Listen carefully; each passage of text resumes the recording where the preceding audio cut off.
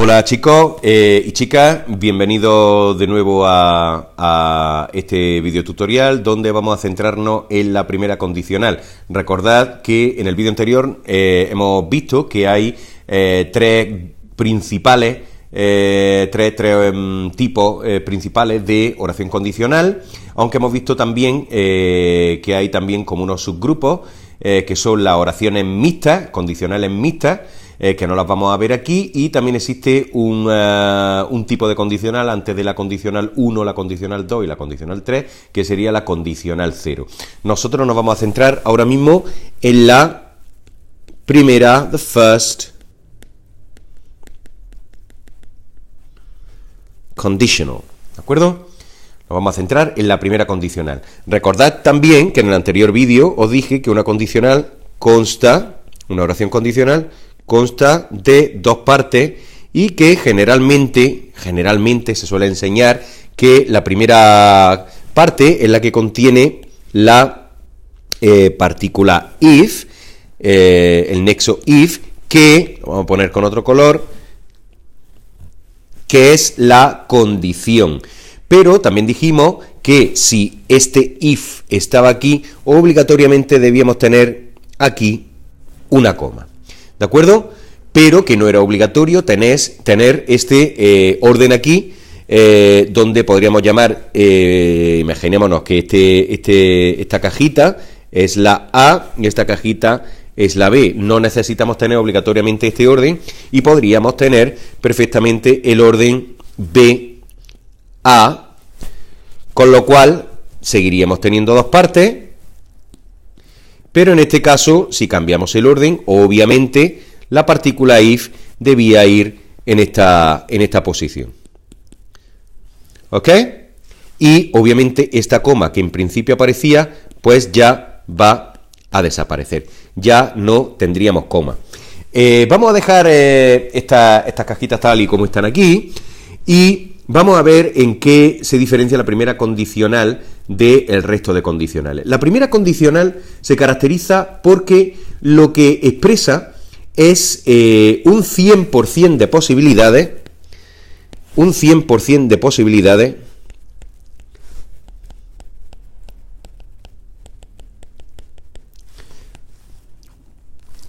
de que se cumpla esta acción siempre y cuando se cumpla también esta acción. ¿De acuerdo? ¿Y cómo se expresa ese 100% de posibilidad? Pues se va a expresar a través de... también la otra pregunta podría ser ¿en qué se diferencia la primera condicional del resto condicional? También se va a diferenciar en los tiempos verbales que utilizan. En ambos casos vamos a tener, como tenemos dos oraciones, pues obviamente tendremos nuestro sujeto, nuestro verbo, que irá en un tiempo verbal determinado, ¿de acuerdo? Y otras cosas. En el segundo caso, pues también vamos a tener sujeto más un verbo más otras cosas. Este verbo obviamente irá en otro tiempo verbal, ¿vale? Ahora, aquí el quid de la cuestión es en qué tiempo verbal ponemos esto y en qué tiempo verbal ponemos este verbo. Pues el tiempo verbal que vamos a tener aquí es el de... Voy a borrar esto para tener un poquito de más espacio. Después, si acaso, lo vuelvo a reflejar.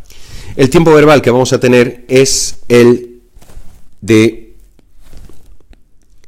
presente simple.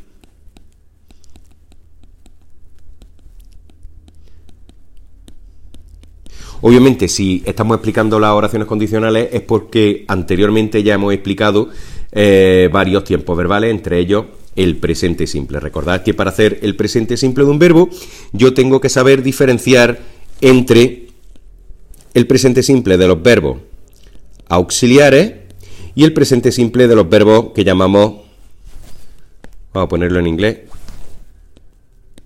auxiliary verbs, y el presente simple del resto de los verbos que nosotros hemos denominado verbos normales. Recordad que el presente simple de los verbos auxiliares pues son los que nosotros hemos aprendido en el colegio. El verbo be, I am, you are, he is, she is, it is, we are, you are, they are. El presente simple del verbo have got, I have got, you have got, he has got, she has got, it has got, we have got, you have got, they have got. O incluso de verbos como can, I can, you can, he can, she can, it can, we can, you can, they can.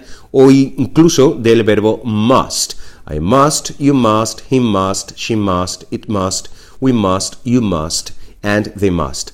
Y con el resto de los verbos, pues se repetiría la base del verbo y solamente cambiaría la S que le tendríamos que añadir en la tercera persona. En cualquier caso, si tenéis alguna duda, ir al vídeo relacionado con los tiempos verbales de presente simple y veréis cómo se conjugan ambos verbos. Y una vez que ya tengamos eso claro, pues podemos elaborar y articular esta oración.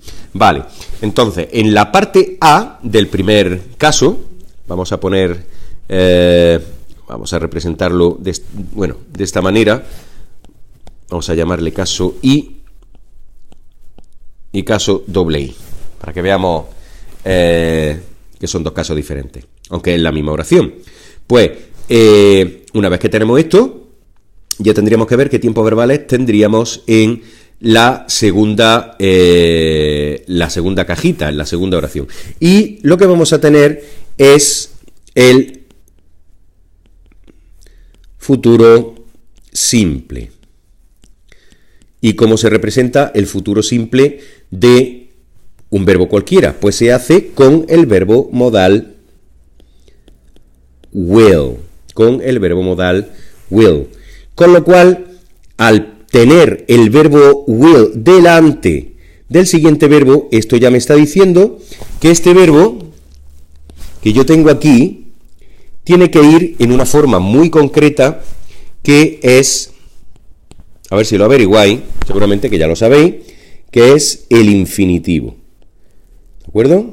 Con lo cual, este verbo siempre va a ir en infinitivo simplemente porque delante tiene este verbo. Siempre que tengamos un verbo modal, detrás tenemos que tener un verbo en forma infinitivo sin to. Forma infinitivo sin to. ¿De acuerdo? Bien, si tuviéramos el caso obviamente la circunstancia sería la contraria. Tendríamos toda esta parte aquí y toda esta parte aquí. ¿De acuerdo? Bien, pues en el siguiente vídeo vamos a ver algunos ejemplos.